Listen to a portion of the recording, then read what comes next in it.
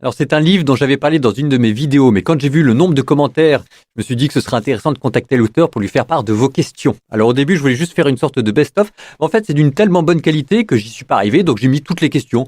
Donc il y en a beaucoup. Vous retrouverez la liste dans la timeline, n'hésitez pas à aller voir celle qui vous correspond. Mais c'est très bien parce que ça permet de faire un rapide tour de l'apologétique, Dieu, l'épreuve de son existence, la science, on en est où, etc. C'est vraiment très très bien.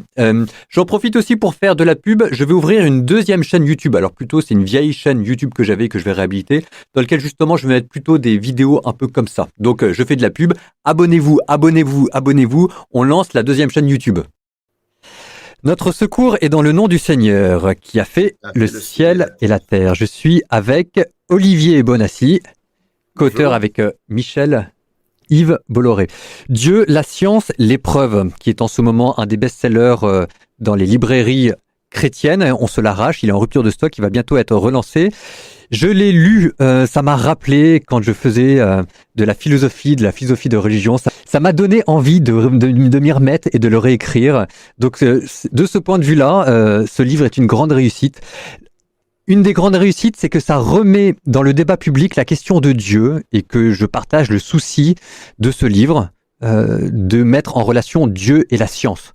Donc ça fait un magnifique tremplin pour se poser des questions de base sur Dieu, la science, sur le type de réflexion que l'on peut avoir et puis aussi derrière, parce que c'est des questions que beaucoup de personnes se posent, et croire en Dieu dans un monde moderne caractérisé par l'essor de la science depuis le 18e, 19e siècle, où on en est dans tout ça.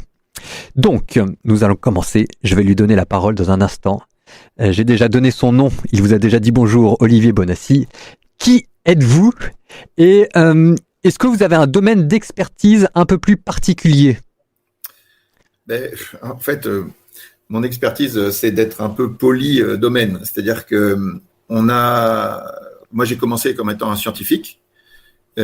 Donc des études scientifiques, maths sup, maths spé, et puis après j'ai intégré l'école polytechnique et j'ai continué à m'intéresser à la science toute ma vie. Mais à un moment, je me suis posé la question de Dieu. Je n'étais pas du tout croyant quand j'avais 20 ans. Et puis, je croyais que les croyants étaient irrationnels et assumaient complètement le fait d'être irrationnels. Mais en fait, par hasard, j'ai découvert qu'il y avait des raisons rationnelles de croire en Dieu et ça m'a complètement intrigué. Au début, je cherchais la faille. Je me disais, il doit y avoir une faille. Et plus ça allait, plus je ne trouvais pas la faille. Et donc, à un moment, ça m'a tellement convaincu que je suis parti faire des études de théologie. Donc, en théologie, on fait 2 ans de philo et après, on fait 2 ans de théologie. Puis après, j'ai continué pas mal d'années en théologie.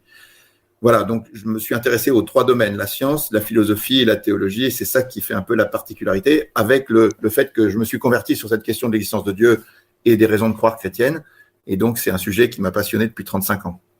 Alors, vous avez co-écrit ce livre avec Michel Yves Bolloré. Est-ce que vous pouvez nous en dire aussi un peu plus? Alors, Michel Yves, il est maîtresse sciences, il a fait des études scientifiques aussi, une école d'ingénieur. Il s'est toujours intéressé depuis 30 ans à ces sujets. On s'est rencontrés parce qu'à un moment, il m'a aidé dans le projet de faire un centre pour la Vierge Marie à Nazareth, et puis après dans le projet de lancer le site Aletheia. Et puis à un moment, j'ai fait une vidéo qui s'appelait Démonstration de l'existence de Dieu et raison de croire chrétienne, un peu par hasard. Il l'a vue dans les premiers. Cette vidéo a très bien marché, elle a fait 1 500 000 vues maintenant. Ah oui. Et il l'a vu dans les premiers, il m'a dit c'est très bien, mais on peut faire beaucoup mieux. Alors je lui ai dit ah bon, je suis allé le voir et il m'a expliqué, il m'a dit tu sais, ça fait 30 ans que je réfléchis dans ces sujets, j'ai lu plein de choses, je pense qu'on devrait écrire un livre ensemble. Et puis 3 ans après, on a eu une fenêtre de tir commune et donc on pensait être parti pour 1 an de travail, mais ça a duré 3 ans et demi. Voilà. Et voilà ce que je vous propose. On va présenter le livre, ce qu'il y a à l'intérieur, des généralités pour que ceux qui ne l'ont pas encore lu aient envie de le lire. Et ensuite, on posera des questions sur la méthode et sur les questions. Il y en a des classiques, il y en a qui sont un peu liés à ce livre. C'est évidemment un livre qui suscite beaucoup de questions. C'est un des grands mérites à mon avis. Donc, ça va nous permettre de rebalayer tout un domaine de la réflexion. Alors, on commence par présenter le livre. La thèse principale du livre et comment est-ce que vous en avez pris conscience? Alors, la thèse principale du livre, c'est que il existe des preuves de l'existence de Dieu, des choses que la lumière naturelle de la raison humaine, sans avoir besoin de la foi ou de la religion, peut établir de manière certaine que Dieu existe. Alors, en fait, c'est une thèse qui est complètement classique, qui a toujours été celle de l'Église chrétienne catholique et qui était admise de tous dans le passé. Mais il y a eu un changement avec l'arrivée de la science. Alors, comment ça se passe? Si on regarde les choses dans un passé un peu lointain, tout le monde croyait en Dieu. C'est-à-dire qu'il y avait, sur tous les siècles, dans tous les continents, il y avait des gens croyaient en Dieu. Alors, c'était pas d'accord sur le quel Dieu, mais les athées étaient extrêmement rares. Il y en a eu quelques-uns en Grèce, mais c'était vraiment des cas très particuliers. Donc, tout le monde croyait en Dieu pendant des siècles jusqu'à ce que la science arrive. Et quand la science s'est développée à partir de Copernic jusqu'à Freud, en passant par Galilée, Laplace, Darwin, tout ça, on a eu l'impression qu'elle proposait une explication alternative au monde et que cette explication n'avait pas besoin de l'existence de Dieu. C'est là, vous savez, c'est le rendez-vous entre Napoléon et Laplace. Laplace lui explique son système et Napoléon lui dit « Et Dieu dans tout ça ?» Il répond « Sire, je n'ai pas eu besoin de cette hypothèse. » Donc pendant 4 siècles ou 3 siècles, on a eu l'impression que la science allait répondre à toutes les questions et qu'il n'y avait pas besoin de Dieu et que l'hypothèse de Dieu était superflue. Et donc, ça a donné un courant matérialiste très puissant qui a dominé, en fait, à partir du XXe siècle. Et nous, ce qu'on affirme à travers ce livre, mais c'est pas une affirmation très originale. Vous savez, aux États-Unis, il y a des livres qui paraissent comme le nôtre tous les 3 mois. Hein. Il y en a un que je vous montre ici. C'est que la science s'est retournée. C'est-à-dire que les découvertes du XXe siècle, qu'on pourra peut-être détailler un petit peu, ont conduit en gros à 2 grandes conclusions. La première, c'est qu'il y a un début absolu au temps, à l'espace et à la matière. Et donc, s'il y a un début au temps, à l'espace et à la matière qui sont liés, comme nous l'a appris Einstein, ça veut dire que ce qui a fait émerger ça, c'est une cause qui est transcendante à tout ça, qui est ni temporelle, ni spatiale, ni matérielle, et qui a eu la puissance de tout créer. Donc là, on est vraiment extrêmement proche des définitions de Dieu dans la philosophie et la religion.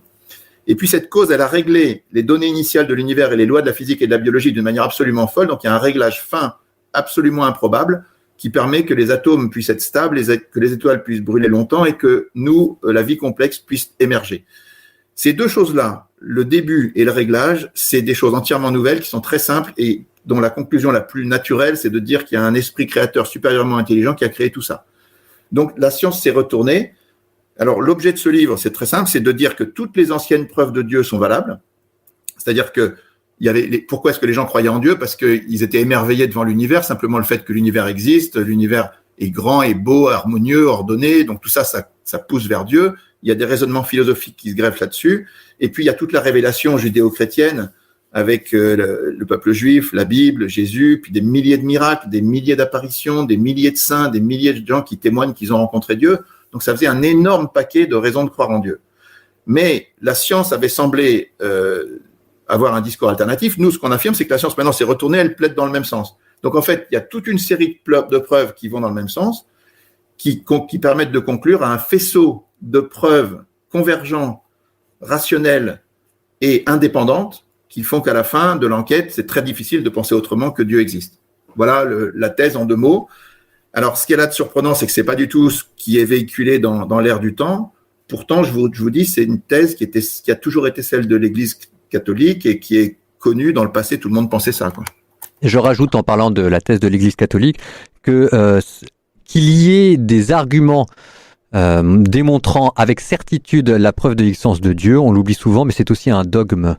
Donc c'est quelque chose auquel les catholiques croient et qu'il n'y a pas d'opposition entre la science et Dieu. Ça, c'est vraiment la thèse minimale de l'Église catholique. Donc ça, c'était la grande thèse du livre, le grand retournement.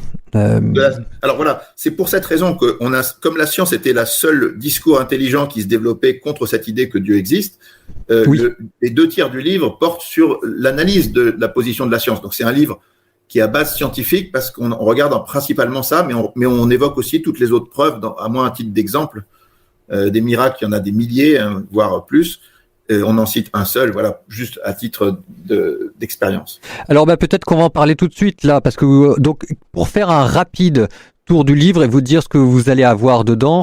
Il y a 3 parties d'après ce que j'ai pu comprendre du livre. Il y a une première partie sur une grande enquête sur la science, c'est ce qu'on vous disait, donc là les grandes découvertes, la mort thermique de l'univers, le Big Bang, l'apparition de la vie, etc. Puis ensuite vous avez une partie qui est consacrée aux preuves plus classiques ou plus philosophiques de l'existence de Dieu, d'abord historique et puis ensuite de mémoire, la preuve à partir de l'intelligibilité et de l'efficacité du monde mathématique dans le réel, la question de l'argument cosmologique, et puis après l'argument du calame, C'est comme ça en tout cas que moi je l'avais dans ma tête, c'est-à-dire quand on remonte la série des causes temporelles. Tout ça, ça fait partie des grands classiques des arguments. Donc il y a des arguments pour, il y a des arguments contre, il y a des objections, des contre-objections, etc. C'est toujours passionnant. Et puis, ah oui, j'allais oublier. Non, mais alors en fait c'est peut-être moi qui il y a parce qu'il y avait aussi la Bible. Alors voilà, c'était l'épreuve hors science. En fait, je présente mal. Allez, je vous donne la parole. Allez-y. oui, alors on peut dire qu'il y a 3 parties dans le livre. Il y a une première partie qui est au niveau des définitions. Qu'est-ce que c'est qu'une preuve? Et puis de la méthode, c'est-à-dire si jamais on dit il y a 2 thèses qui sont opposées, Dieu existe, Dieu n'existe pas, est-ce que ces thèses ont des implications dans le monde réel? Donc on regarde ça, c'est très important de voir que ces 2 thèses ont des implications dans le monde réel et donc on va pouvoir vérifier à partir du monde réel si l'une ou l'autre est vraie. Donc ça c'est toute la première partie. Ensuite, on parle de science, toutes les preuves liées à la science. Donc effectivement, on balaye un certain nombre de sciences, donc la thermodynamique, la naissance de la cosmologie, la découverte du Big Bang, la biologie, puis après il y a d'autres aspects en mathématiques, et puis après on fait aussi une enquête auprès des grands scientifiques, des 62 prix Nobel et des centaines de citations donc de scientifiques contemporains.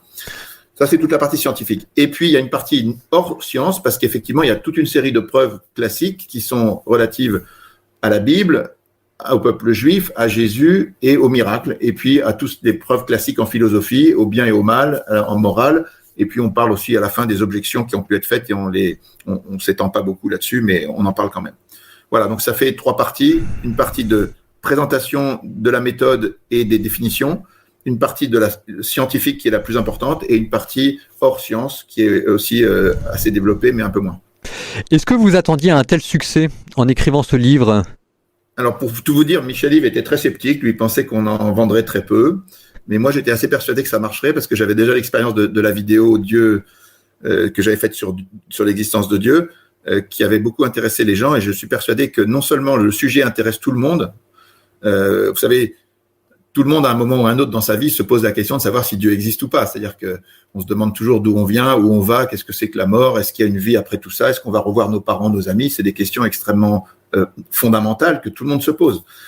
Simplement, les gens ont l'impression qu'on ne peut pas répondre à cette question de l'existence de Dieu parce qu'ils se disent il y a beaucoup de gens non-croyants, il y a beaucoup de gens croyants, il y a des gens très intelligents parmi les croyants, des gens très intelligents parmi les non-croyants. Pourquoi est-ce que moi, avec mon petit cerveau, je vais pouvoir mieux avoir une certitude sur ces questions-là? Et en fait, la réponse, ce qui est surprenant, c'est que dans ce livre, on a une thèse qui est, à mon avis, ce qui est fort, c'est qu'elle est vraie, c'est qu'elle est vraiment vraie. C'est-à-dire qu'aujourd'hui, tout converge à montrer que Dieu existe, donc on peut trancher cette question. C'est ça qui est surprenant, parce que les gens ne s'attendent pas du tout à ce qu'on dise ça. Donc c'est un petit côté provoquant, mais je vais dire, c'est pas de notre faute. Vous voyez, c'est le monde qui évolue comme ça. Aux États-Unis, encore une fois, il y a beaucoup de livres qui paraissent sur ce sujet, sur le retournement de la science. Et à partir du moment où la science s'est retournée, on retrouve les vérités du passé, c'est-à-dire que tout converge à montrer que Dieu existe. Vous disiez justement qu'il y avait beaucoup de personnes qui se posaient des questions.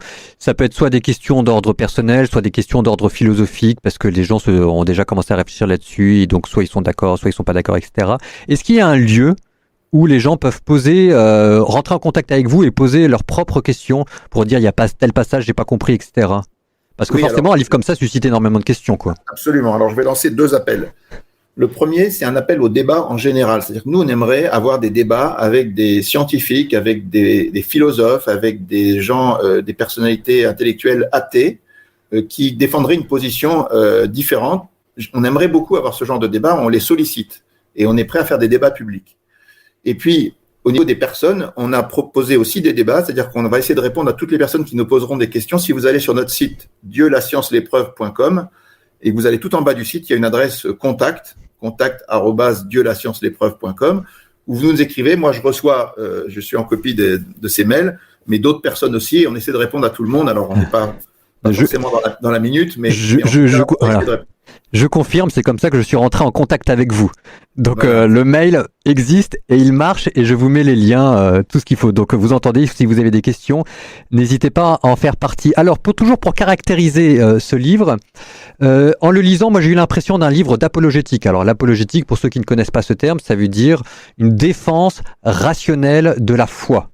Alors c'est ce que vous disiez, hein, on n'a pas beaucoup de ce genre, on n'a pas beaucoup l'expérience de ce type de livre en France. C'est assez courant outre-Atlantique en Amérique.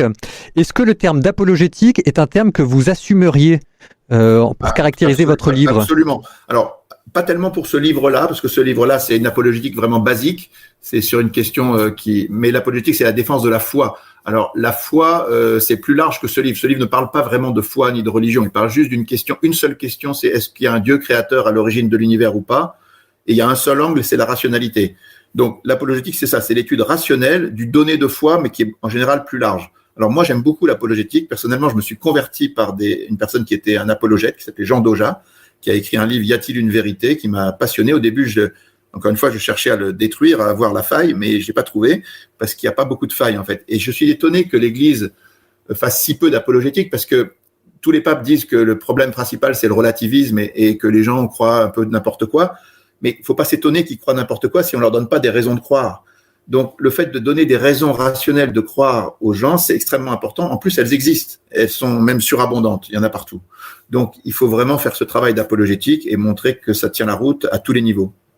Alors ça, c'était une première partie pour vous donner envie de lire le livre, son propos, son résumé. On va pas rentrer dans les détails parce que d'abord ce serait trop long et puis ensuite il faut acheter le livre. Ce que je vous propose, c'est maintenant, on va rentrer, on a parlé d'apologétique, donc ça veut dire que on défend une thèse, on s'attend aussi à ce que les personnes en face de nous résistent, entre guillemets, on rentre dans la conversation, voire dans le dialogue, voire dans le débat, parfois aussi dans la polémique, même si je sais pas ce qu'on cherche, mais parfois les gens réagissent. Donc, quelques questions pour vous titiller un petit peu. Ok. Pourquoi avoir choisi un champ si vaste? Alors, dans le livre, il y a Gödel, il y a le Big Bang, mais il y a aussi Fatima, il y a aussi le destin du peuple juif. Alors, je me mets dans la peau d'un athée, je regarde et j'ouvre la table des matières, et je vois tout ça, et je fronce les sourcils en me disant où est-ce que ça va tout ça? Alors d'abord, c'est entièrement lié à la méthode qu'on a choisie, parce que la méthode, elle consiste à dire, je vais vous partager mon écran.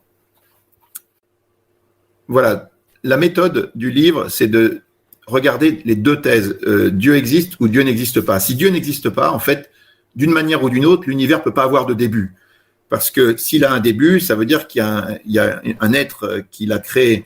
Et toutes les visions athées du monde, depuis Parménide, Lucrèce, Héraclite, Démocrite, jusqu'à Marx, Engels, Lénine, Mao et tous les athées, en passant par tous les athées philosophes de Auguste Comte, tous les du XIXe siècle, tous sans aucune exception, ont une vision du monde dans laquelle la matière, d'une manière ou d'une autre, est éternelle dans le passé. Donc ça, c'est plus possible d'un point de vue scientifique aujourd'hui. En tout cas, c'est très très difficile, on va dire. On pourrait y revenir, mais c'est un point capital. Donc voilà. Le fait que on puisse se prononcer aujourd'hui par la science ou par la rationalité sur le fait qu'il y a un début à l'univers, c'est une thèse qui pose problème aux gens qui ne croient pas en Dieu parce que dans leur logique, depuis toujours, il fallait que l'univers n'ait pas de début. Pareil, il faut pas qu'il ait une fin, il faut pas non plus il faut que le hasard soit le seul moteur de toute l'évolution de l'univers. Et puis, il peut pas y avoir de révélation, il peut pas y avoir de miracle, il peut pas y avoir de prophétie, il n'y a pas de bien et de mal. Il n'y a pas de choses sacrées en dehors de l'univers qui donnent une valeur absolue à quoi que ce soit dans l'univers. Donc, le bien et le mal n'existent pas, en fait. Et puis, il n'y a pas non plus d'esprit, d'ange, d'exorcisme, de beauté imprévisible et tout ça. Donc, cette thèse est vraiment importante. Je vais enlever le partage de l'écran. Voilà, je reprends ma question, c'est-à-dire qu'il y avait beaucoup de sujets divers et variés, Fatima, Gödel, etc. Et donc ça veut dire, je comprends mieux maintenant, ça veut dire en fait que c'est une réponse à la thèse opposée, l'univers est matérialiste, si la thèse et si jamais c'est le matérialisme, il n'y a pas de prophétie, d'où le chapitre sur Fatima, il n'y a pas de Dieu créateur, d'où la question de la science, etc. Okay. Exactement. Et encore une fois, quand vous faites une enquête, si vous n'enquêtez que sur un seul sujet et que vous arrivez à une conclusion, elle n'est pas très forte parce que si vous n'avez pas vu un détail qui changerait la chose, vous vous reposez sur une seule vision du monde. Or, si jamais vous faites des enquêtes dans des domaines indépendants et que tous les clignotants se mettent au vert ou au rouge ensemble, vous êtes c'est beaucoup plus fort parce que vous accumulez les improbabilités, si vous voulez. On multiplie les signaux, quoi. Exactement. Donc, nous, c'est ça. C'est comme quand vous êtes dans une enquête policière, vous vous intéressez aux empreintes digitales, à l'ADN ou à des, je sais pas, des signaux de téléphone mobile. Ça, c'est scientifique, mais vous vous intéressez aussi aux contradictions des personnes. Est-ce qu'ils savent des choses qu'ils pourraient pas savoir normalement? Est-ce que leur témoignage est en contradiction avec un autre? Voilà, vous essayez de réfléchir rationnellement aux anomalies de leur position. Alors, c'est exactement pareil dans ce qu'on fait. Il y a toute une partie scientifique, mais il y a aussi une partie où on s'intéresse aux anomalies de l'histoire, des choses qui sont pas normales et qui sont pourtant absolument avérées. Alors, je passe à une autre question, un peu toujours pour vous titiller. Quel type de public ce livre vise-t-il? Alors, manifestement, il a atteint un public, en tout cas dans le milieu qui est le mien, où il y a beaucoup de fidèles catholiques, on en parle beaucoup. Donc, encore une fois, bravo, parce que c'est toujours bien, c'est toujours agréable de voir que le livre que l'on a écrit est lu. Est-ce qu'un scientifique ou un théologien ou un philosophe, est-ce que pourrait le lire aussi sans se dire, je trouve qu'il y a des raccourcis? Allez, je vais le dire de manière un peu simple et un peu incisive. Parfois, vous parlez de beaucoup de théories scientifiques. Est-ce que parfois vous leur prêtez pas une portée philosophique que ces théories scientifiques n'ont pas? Alors, pour répondre à votre question, d'abord, on a eu deux exigences. La première, c'est d'être absolument juste sur le plan scientifique. On a été relu par des tas de gens, y compris des prix Nobel et des très grands scientifiques. Il y a même un prix Nobel qui a écrit la préface de notre livre, c'est-à-dire qu'à la fin, à force de relire, il nous a dit mais c'est vraiment intéressant et j'ai envie de dire quelque chose. Et donc, de proche en proche, on en est venu à ce qu'il écrive la préface. Et c'est pas n'importe quel prix Nobel, c'est celui qui a découvert le rayonnement de fond cosmologique qui prouve le Big Bang. Et donc, lui, il commence par dire, votre livre est une bonne description de la réalité scientifique d'aujourd'hui. Il s'appelle Robert Wilson. Donc, voilà. Donc, du point de vue scientifique, il fallait que ce soit parfaitement exact et complètement relu. Et puis, il fallait aussi que ce soit très accessible pour être lu par tout le monde. Parce que c'est ça qui est en jeu, en fait. C'est que le grand public se rende compte des implications de ces découvertes. Alors, est-ce qu'il y a une extrapolation philosophique spécialement tirée par les cheveux? La réponse est non.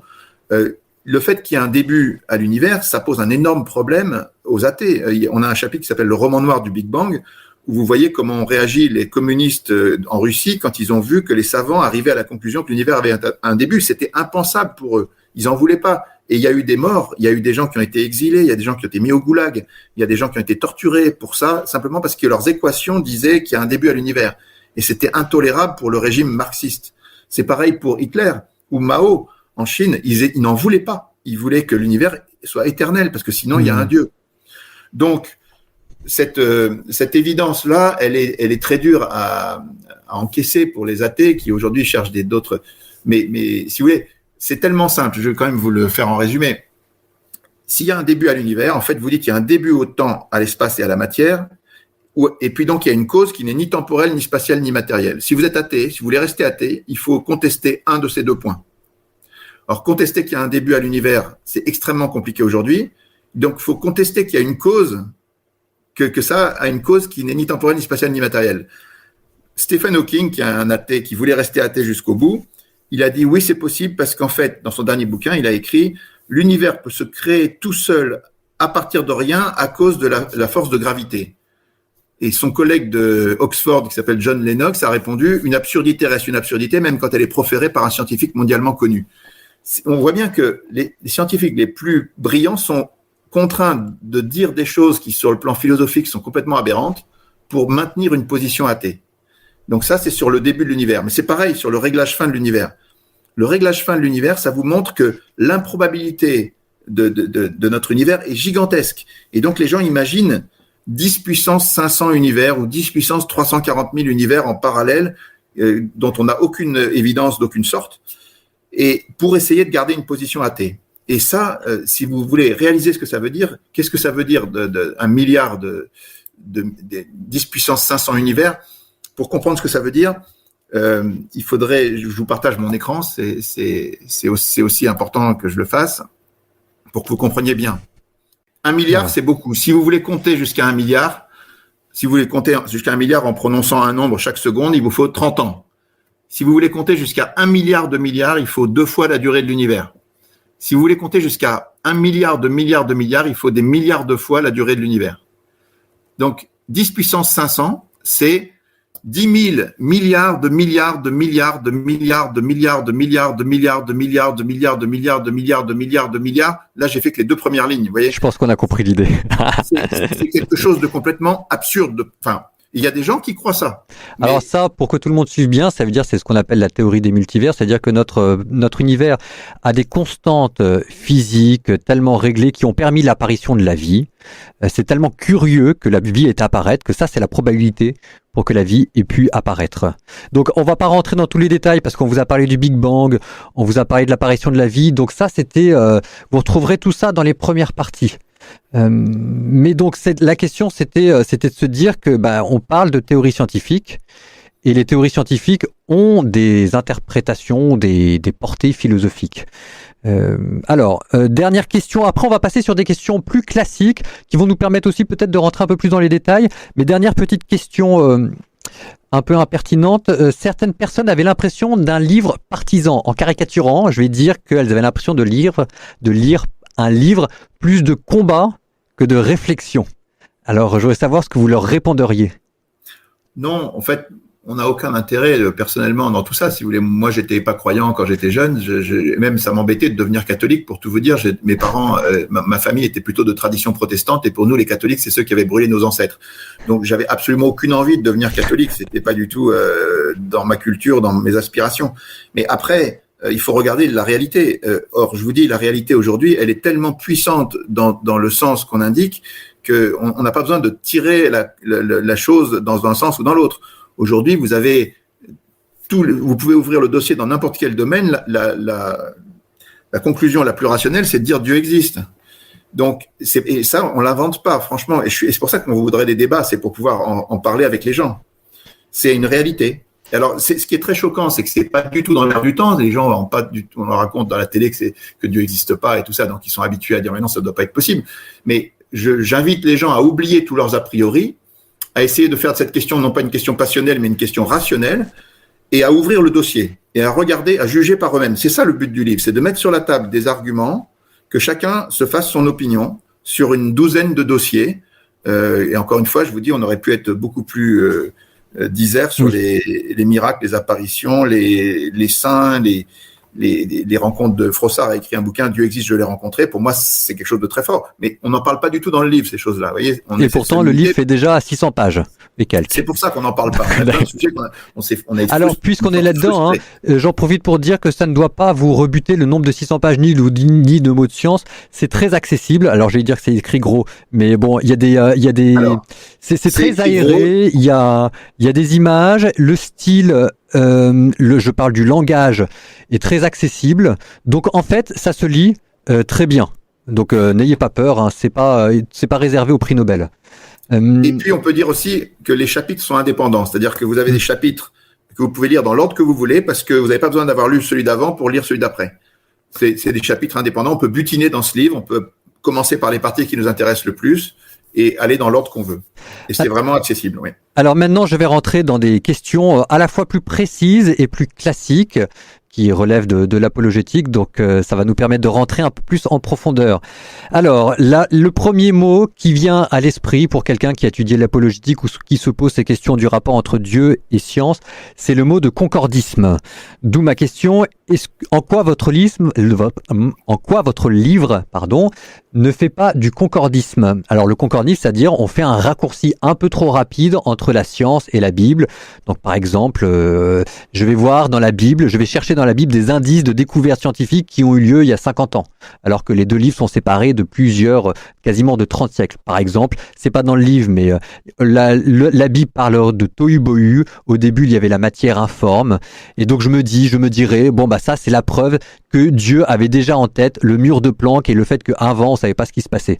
C'est un exemple que je donne, il n'est pas dans le livre, voilà, donc ma question c'est est-ce que en quoi votre livre ne fait pas de concordisme? Point d'interrogation.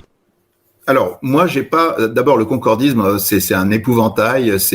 Tout le monde dit je suis pas concordiste, mais je suis désolé. Moi, je suis modérément concordiste. Et je vais vous expliquer pourquoi. Parce que le discordisme me paraît une aberration.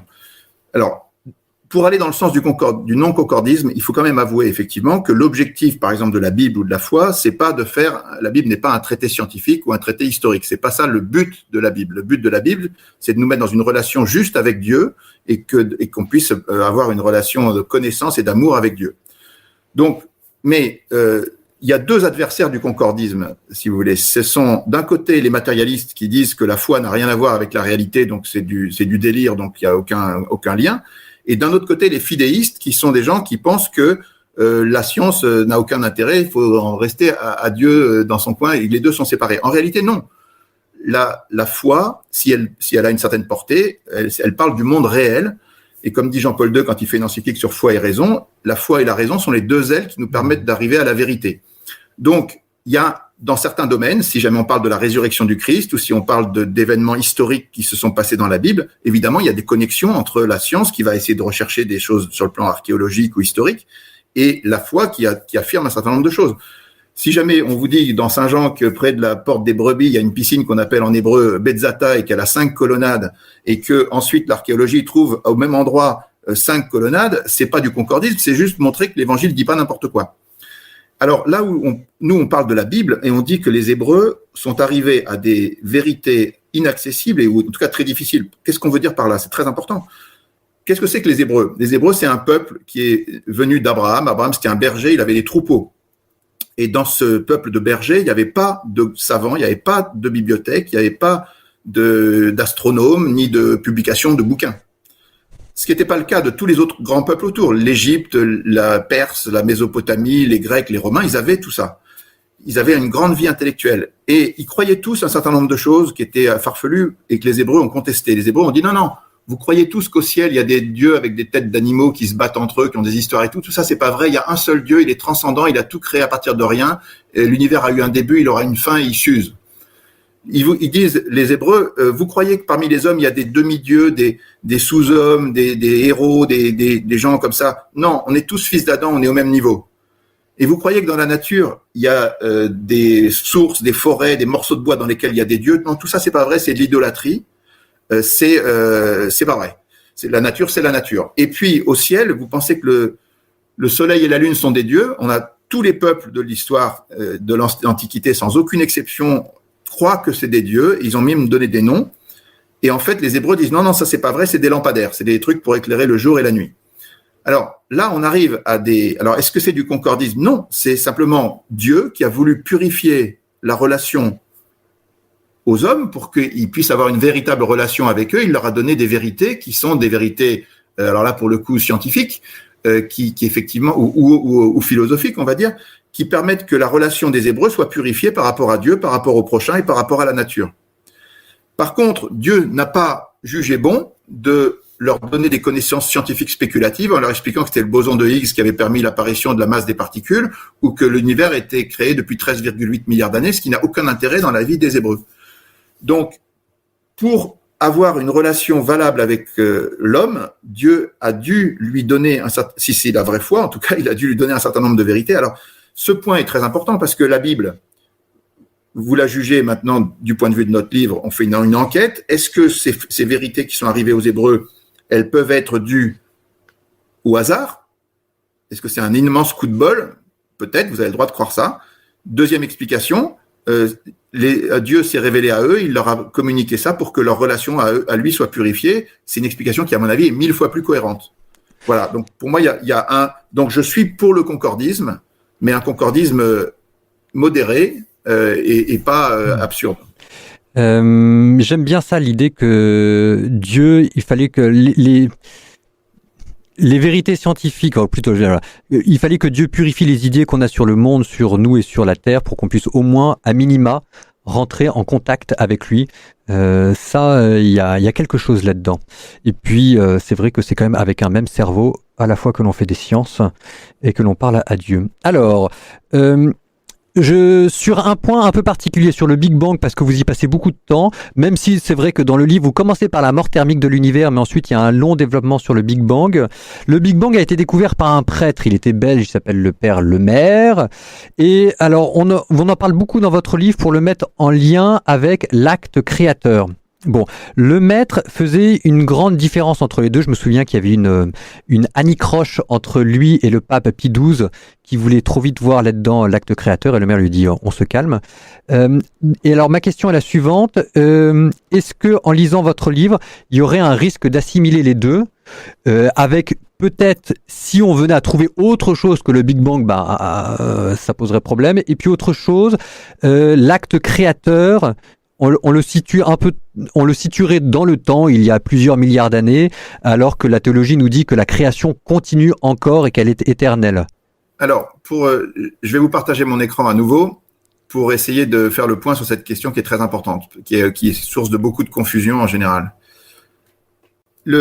L'ensemble des preuves de Dieu, qu'elles soient en science, en philosophie ou n'importe quoi, ce sont des preuves qu'on appelle qui sont indirectes, qui sont pas des preuves. C'est pas des preuves. On va pas découvrir qui est Dieu à partir de notre monde, c'est inaccessible. Par contre, on peut trouver Dieu comme des traces de pas sur le sable, c'est-à-dire de manière indirecte, de manière apophatique, on dit techniquement. C'est-à-dire qu'on va dire négativement qu'il y a un Dieu, mais on dit pas positivement qui il est. Donc, on s'appuie sur le principe de causalité. Alors, le principe de causalité, il y a deux manières de le voir. Il y a une manière verticale et une manière horizontale. Qu'est-ce qu'on veut dire par là? Si vous avez un échafaudage, vous pouvez dire que l'étage supérieur de l'échafaudage, aujourd'hui, actuellement, il tient parce qu'en dessous de lui, il y a un étage, puis en dessous de lui, un autre, et à la fin, il y a un trottoir. S'il n'y a pas un trottoir en bas, aujourd'hui, ça ne tient pas. Donc là, on est dans la causalité verticale, c'est-à-dire qu'aujourd'hui, tout ce qui existe sur la planète existe non pas parce qu'il a la cause, les choses n'ont pas leur cause en elles-mêmes, elles reçoivent leur cause d'une autre cause, et on ne peut pas remonter à l'infini dans l'ordre des causes, et on repose sur un être nécessaire qui est Dieu, qui donne à chaque instant l'existence à tout ce qui existe aujourd'hui. Ça, c'est ce qu'on appelle l'acte créateur permanent de Dieu, qui est parfaitement valable. C'est une des plus belles preuves, pour moi, c'est une des plus belles. Malheureusement, elle ne touche pas beaucoup le public, mais elle est traitée dans notre livre à la page 509. Et vous allez la voir parce qu'elle est vraiment fondamentale. Les choses n'ont pas par elles-mêmes l'existence, elles la reçoivent d'une cause qui est la cause première ultimement, c'est-à-dire le trottoir, Dieu. Voilà. Ce qu'on appelle l'argument cosmologique. Alors dedans, je vous rendrai la parole dans 2 secondes, mais je ne peux pas m'empêcher de souligner que vous avez mentionné Robert Kuntz, qui a fait, à mon avis, l'argument cosmologique qui, moi, en tout cas, m'a convaincu. Bref, voilà. Je vous rends la parole, excusez-moi. Absolument. Alors, il y a une deuxième causalité qui est la causalité horizontale. Pourquoi est-ce que l'échafaudage tient aujourd'hui? C'est parce qu'à un moment dans le temps, il y a un gars qui a mis un premier niveau, puis un deuxième, un troisième et tout, et donc à la fin, il y a un niveau supérieur. Et donc ça, c'est la causalité horizontale. C'est un débat qui a donné lieu à qui a fait couler beaucoup d'encre. La question, c'était est-ce qu'on peut déterminer qu'il y a un début à l'univers? En fait, il y a des gens qui pensaient que oui. La première personne qui l'a pensé dans l'histoire telle qu'on l'a revue, c'est Aristote pensait que l'univers était éternel, et un de ses commentateurs, qui était un chrétien du VIe siècle, s'appelle Philopon, il a écrit, en fait, non, c'est pas possible. Un temps infini dans le passé, c'est pas possible. On arrive à des contradictions. Et effectivement, moi, quand j'étais enfant, je me disais un temps infini dans le passé, ça me paraissait déjà, c'est évident, en fait, que c'est pas possible qu'il y ait un temps infini dans le passé. Et ça peut se démontrer de manière assez valable. Je vais arrêter le partage de l'écran. Donc, qu'un temps infini dans le passé soit impossible, ça peut se démontrer de manière assez simple. Si vous commencez à compter maintenant 0, 1, 2, 3, 4, 5 et que vous vous arrêtez jamais, vous allez vers l'infini. Mais ça restera toujours un infini qu'on appelle potentiel en mathématiques. C'est un infini qui n'est pas actuel, c'est-à-dire c'est pas un infini réel, c'est un infini potentiel, on tend vers lui mais on l'atteint jamais. Et bien pour la même raison qu'en partant de maintenant, vous pouvez jamais atteindre l'infini, vous pouvez pas partir de l'infini et atteindre maintenant. Vous pouvez pas traverser l'infini, vous pouvez pas sauter d'un puits sans fond, ça veut rien dire. S'il y a un gars qui vient vous voir et qui dit j'ai parcouru un nombre infini de kilomètres, vous pouvez lui dire t'es un menteur parce que c'est pas possible. Voilà. Donc on savait depuis le VIe siècle, ça a été repris par les penseurs musulmans, ça a été repris aussi par Saint Bonaventure et pas mal d'autres. On savait que dans le passé, on ne pouvait pas avoir un temps infini. Simplement, ça n'avait pas imprimé chez les savants. Et les savants, au début du XXe siècle, ils pensaient tous que l'univers était éternel et infini et stable. Et en fait, la science a permis de redécouvrir cette vérité rationnelle que par la thermodynamique, la cosmologie et l'illustration du Big Bang, parce que le Big Bang n'est pas forcément le début, on a établi qu'il y a un début à l'univers. Et ça, c'est très important. C'est vraiment un élément fondamental pour avancer sur la question de la preuve de l'existence de Dieu. Et donc là, on est sur un principe de causalité horizontale qui s'ajoute, qui n'est pas le même que celui qui est vertical, mais c'est un autre raisonnement qui est tout à fait valable. Toute petite question sur le Big Bang, mais ça c'est une question personnelle parce qu'on a le mur de Planck qui arrive. Et la question que j'ai, c'est dans ma tête. Alors, je sais pas, c'est peut-être pas correct. C'est vous qui me corrigerez, mais dans ma tête, ça consiste à dire que l'acte créateur se trouve derrière le mur de Planck. Mais la difficulté que l'on a, c'est qu'au mur de Planck, en fait, on ne sait pas ce qui s'est passé derrière. Je vais le dire autrement. Est-ce que la question du mur de Planck montre pas sur toutes ces questions-là une sorte de pas d'impasse, mais de mur en disant, on ne peut pas aller plus loin rationnellement. Point à la ligne, on s'arrête là. Alors voilà, c'est très important comme question parce qu'elle revient tout le temps. En fait, le mur de Planck, ça nous dit simplement qu'on est certain qu'on ne sait pas décrire ce qu'il y a avant. On ne sait pas si avant le mur de Planck, il y avait peut-être un autre Big Bang, il y avait peut-être toute une série de Big Bang avant, ou alors pas du tout. Donc, on peut rien dire de positif sur ce qu'il y a avant le mur de Planck. Par contre, on peut dire en négatif que il y a un théorème de cosmologie qu'on cite abondamment qui vient de Borde, Guth et Vilenkin, qui en 2003, c'est tout récent, qui établit que si jamais il y avait eu des Big Bang avant le Big Bang, il n'y en a pas en nombre infini. Donc il y a un début absolu à tout ça. Le temps, l'espace et la matière, c'est-à-dire ce qui constitue la nature, n'ont pas toujours existé. Il y a eu autre chose qui était, on va dire, surnaturel, qui n'est pas dans la nature telle qu'on l'a définie dans notre monde à nous. C'est forcément, on sait qu'il y a forcément un moment où il y avait quelque chose qui n'était pas de l'ordre de la nature et qui est donc surnaturel. Voilà. Ouais. Ça, on le sait de manière négative. On ne sait pas dire ce que c'est. On ne sait rien dire de ce que c'est en positif. On est dans le flou et il y a plein de gens qui vous diront on n'a aucune théorie pour parler de ça. C'est tout à fait vrai. Il n'y a aucune théorie pour décrire ce qui s'est passé avant le mur de Planck. Oui, allez-y. Les gens vous diront qu'on ne peut pas décrire ce qu'il y a avant le mur de Planck. Ils ont parfaitement raison. Il n'y a aucune théorie pour décrire ce qu'il y a avant le mur de Planck positivement. Par contre, on peut dire négativement que à un moment, soit avant le mur de Planck, soit bien avant, il y a eu un début au temps, à l'espace et à la matière. Et c'est ça on arrive ça. Si vous voulez, les pères de l'Église, quand ils ont commencé à parler de Dieu, ils disaient beaucoup, on ne peut en parler de Dieu de manière rationnelle que de manière apophatique, que de manière négative. On peut dire ce que Dieu n'est pas, on peut pas dire ce qu'il est en lui-même, sauf révélation. Mais par la raison seule, on peut pas dire quoi que ce soit de ce qui se trouve à l'origine positivement. Alors il y aura encore plein d'autres questions là-dessus. On vous renvoie au livre, on peut pas tout traiter, puis c'est pas le but. Encore une fois, achetez le livre. Autre question. Toujours en philosophie classique, quand on parle de l'apologétique, on dit Dieu, la science, etc. On parle un Dieu des trous, un Dieu bouche-trou. Ça veut dire que notre connaissance scientifique du monde est incomplète, et quand on a un trou dans notre connaissance, on se dit tiens, c'est donc là que Dieu a agi. Absolument. Voilà. Alors, je prends un exemple. Il y a l'apparition de la vie. On ne sait pas comment est-ce que la vie est apparue. Donc, c'est ce que vous dites dans le livre. Il y a une petite protéine qui est de l'ordre d'une brique. Et puis ensuite, quand la cellule arrive, c'est comme si jamais on avait une maison entière. Et entre une brique et une maison, il y a une sorte de seau. On ne sait pas ce qui s'est passé. Donc là, on pense qu'il y aurait de la place pour une description, pour Dieu. Alors, la question, c'est est-ce que ça, c'est un Dieu des trous, un Dieu bouche-trou ou pas, ou parce qu'il y a une vraie question derrière. Hein. Je pense qu'en fait, on fera jamais le lien. Enfin, en tout cas, moi, c'est vraiment ce dont j'en suis persuadé. Mais ce qu'on pourrait se dire aussi, c'est qu'on va finir par trouver une brique un peu plus grande, un peu plus grande, un peu plus grande. De l'autre côté, on va finir par trouver une maison un peu moins grande, un peu moins grande, un peu moins grande. Et sans résoudre le trou, en fait, on va rogner entre les deux, et donc la question de Dieu devient moins pertinente. Pas du tout. Alors, je vais vous dire pourquoi. Parce que le Dieu bouche-trou, ça repose sur un déficit de connaissance. C'est-à-dire que vous voyez un éclair, vous n'arrivez pas à l'expliquer, vous dites c'est Dieu. Ça veut dire que vous avez un défaut de connaissance scientifique et vous remplissez ce trou par Dieu. C'est pour ça qu'on l'appelle le Dieu bouche-trou, the God of the gaps. Hein. Là, on n'est pas du tout dans ce domaine-là. Quand on parle des réglages fins, c'est pas du tout un déficit de connaissance qui nous fait conclure à Dieu, c'est un excès de connaissance. C'est-à-dire que tout d'un coup, on trouve des réglages.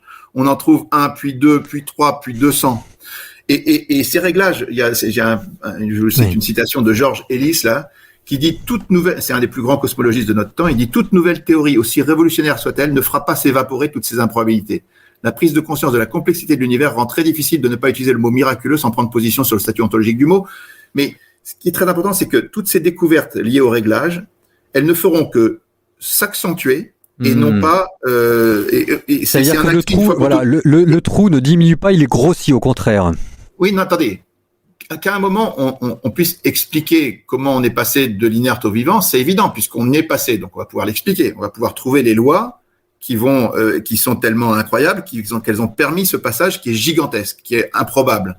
Mais ce qu'on a établi de manière certaine, c'est que pour suivre ce chemin qui était totalement improbable, il fallait que les réglages de l'univers soient complètement délirants, complètement improbables, complètement fins, et que s'il n'y avait pas ça, on n'aurait pas la vie.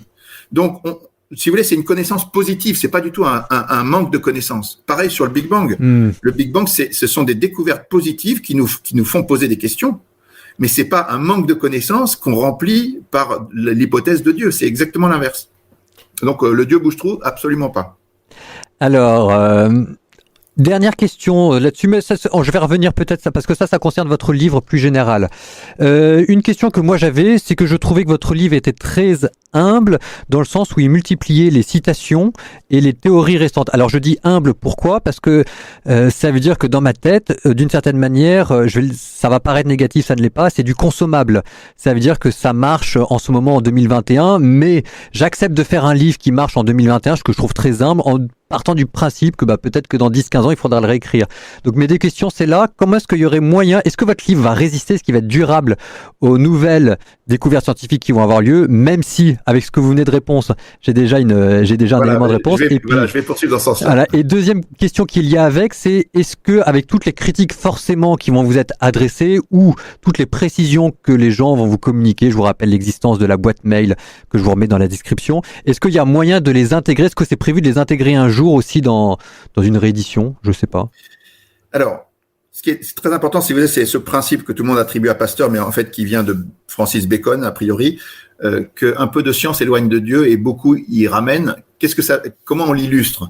Quand vous arrivez, quand vous commencez dans la connaissance, vous êtes neuf sur la Terre, vous regardez, vous avez l'impression que la Terre est plate, vous avez l'impression que le Soleil tourne autour de la Terre, vous avez l'impression que la vie est quelque chose de très banal parce que vous en voyez partout, et vous avez l'impression que l'univers est stable, éternel et infini. Quand vous allez progresser dans la connaissance, de manière théorique, Ératosthène, 2 siècles avant Jésus, il fait le calcul que la Terre est forcément sphérique, il se trompe pas même dans le diamètre de la Terre. Et ensuite, on l'observe que la Terre est sphérique quand on envoie des satellites dans l'espace. Donc, la théorie et l'observation arrivent à un consensus scientifique qui font qu'aujourd'hui, la Terre est sphérique, on reviendra jamais là-dessus. Quand vous voyez que dans un référentiel plus large, c'est nous qui tournons autour du Soleil, on l'a théorisé de manière, avec Kepler, Newton et Galilée un petit peu avant. En tout cas, ça a été théorisé, puis ça a été observé. On reviendra jamais là-dessus. La vie, qu'elle soit totalement improbable et qu'elle dépende de réglages absolument fous, on l'a théorisé, on l'a observé, c'est fini. C'est un acquis pour toujours. Et que l'univers soit en expansion, qu'il a eu un début et qu'il aura une fin, on reviendra jamais là-dessus. C'est un acquis qu'on observe. On observe le rayonnement de fond cosmologique avec une grosse lunette, mais comme on observe des microbes avec une petite lunette. Mais c'est des observations qui sont parfaitement en phase avec la théorie. Donc, ce consensus-là, vous trouverez aucun scientifique qui vous dit qu'il n'y a pas eu de Big Bang. Personne. Vous trouverez aucun scientifique qui vous dira qu'il n'y a pas de réglage fin. Donc, ces choses-là sont des acquis une fois pour toutes. On reviendra jamais là-dessus. La science va progresser. Il y a 1000 questions auxquelles la science n'a pas répondu. Il y a 1000 choses complexes. Mais nous, on est comme devant un alpiniste devant une paroi, si vous voulez. Ce qu'il vous faut, c'est des prises solides et accessibles. Les prises qui sont inaccessibles, vous vous en fichez. Les prises qui sont en face de vous, mais qui sont fragiles parce que vous ne pouvez pas vous prononcer là-dessus, elles ne vous intéressent pas. Mais si vous trouvez des prises solides et accessibles qui sont là une fois pour toutes, comme le début de l'univers et le réglage fin, sur lequel on ne reviendra jamais, ces deux choses-là vous permettent de monter et elles posent des questions qui sont... mettre des cailloux dans la chaussure des matérialistes qui sont totalement, c'est impossible de répondre à ça. Donc, l'athéisme a été battu en brèche par ces deux découvertes-là, qui sont pas absolues, mais qui sont quand même extrêmement convaincantes. Et il y a toutes les autres preuves de Dieu. Donc, la fin de l'histoire, c'est que tout converge. Et donc, alors, sur la question des critiques ou les précisions qui pourraient être adressées par les philosophes, par les croyants, par les théologiens, par les philosophes, etc. Parce que c'est ce que je me dis. Quand je faisais de la philosophie, les arguments, il y avait toujours des tonnes et des tonnes d'objections, de contre-objections, d'arguments, etc. De petites précisions qu'on avait vues, qu'on n'avait pas vues, qu'il fallait rajouter. Est-ce que ça, il y a moyen de les... Est-ce qu'il y a un projet comme ça qui est prévu pour les intégrer ou Alors, Jésus, un jour, il a dit aux pharisiens, vous filtrez le moucheron et vous avalez le chameau.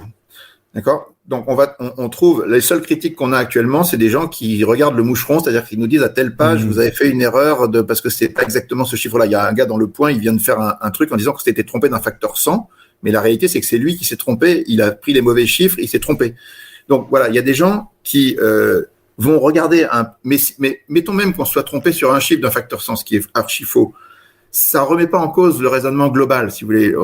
Il faut pas avaler le chameau en filtrant le moucheron. Des moucherons, on peut en trouver tout le temps. On peut critiquer dans le détail, on peut pinailler. Voilà, c'est ça. On peut pinailler sur tout. Mais c'est une démarche de spécialistes. Il y a des gens qui sont pointus, qui veulent absolument pinailler.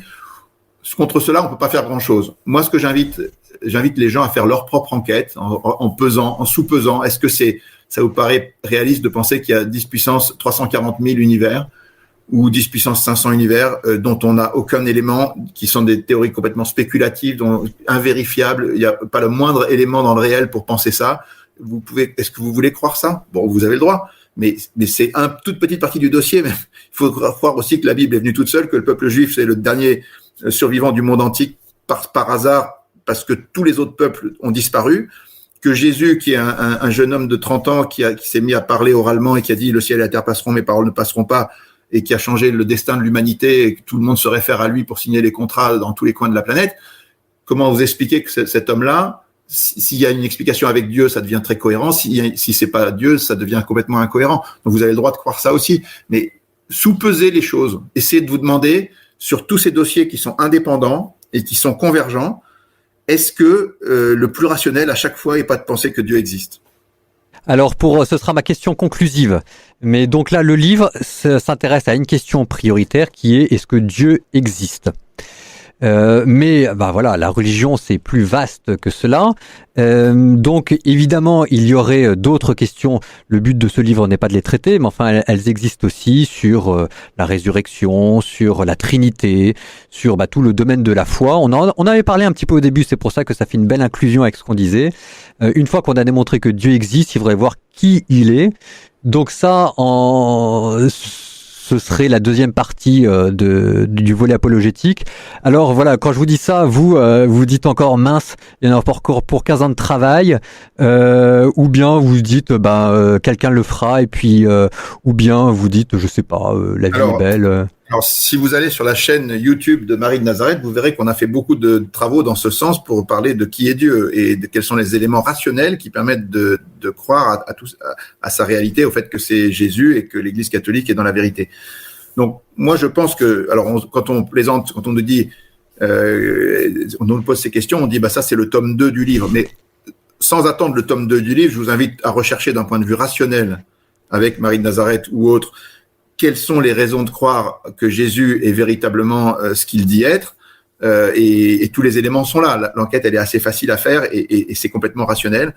Je pense que ça, c'est ce qu'on appelle l'apologétique. C'est essentiel. Il faut que tout le monde y travaille un petit peu parce que, contrairement à ce qu'on pense dans le plus grand public, à ce que véhicule l'air ambiant, sur ces questions-là, on peut se prononcer de manière très claire et rationnelle. Voilà. Alors, c'est pas l'objet du livre. Nous, l'objet du livre, c'est juste sur est-ce qu'il y a un Dieu créateur ou pas. C'est une question qui est très limitée, qui est beaucoup moins importante que de savoir qui est Dieu, mais c'est un préalable nécessaire parce que si vous pensez qu'il n'y a pas de Dieu, vous pouvez pas lui donner votre foi. Vous pouvez pas faire un acte de foi sans savoir au préalable, en présupposé, que Jésus, Dieu ou votre ami ou votre femme, vous avez foi en lui ou en elle. Seulement si vous savez qu'il existe et en plus vous avez des bonnes raisons de croire que vous pouvez mettre votre confiance en lui. Donc la foi, c'est ça, c'est plus important que notre livre, c'est beaucoup plus important. C'est un champ très vaste parce qu'évidemment qui est Dieu, ça se résout pas en un bouquin de 600 pages. Donc il faut une enquête de toute la vie. Mais l'intérêt de ce bouquin de 600 pages, c'est que ça vous donne une première clé qui est de dire la question de Dieu, elle se pose vraiment et la question de savoir qui il est, elle est nécessaire parce qu'il existe en fait. Voilà. Eh bien, je vous remercie beaucoup, Olivier Bonassi. J'ai épuisé mon stock de questions et pourtant j'en avais pas mal. Alors, on pourrait reprendre après tous les détails, etc. Mais encore une fois, c'était pas l'objectif de cette vidéo, qui était de balayer à la fois le livre, de poser quelques questions, certaines classiques, d'autres un peu plus originales et spécifiques liées au livre, et surtout de vous donner envie de lire le livre. Je rappelle, aux éditions Guy Trédaniel. 600 pages, mais ça se lit très bien. Comme vous le dit Olivier Bonassi, faites-vous vous-même votre propre jugement. Et comme il se lit très bien, ce sera facile à avoir. Un grand merci. Je vous rappelle, qu'est-ce que je pourrais dire d'autre? Non, c'est très bien. Merci à vous, en tout cas. Et puis, nous nous retrouvons pour d'autres vidéos. Voilà. Alors, j'arrête là mon replay.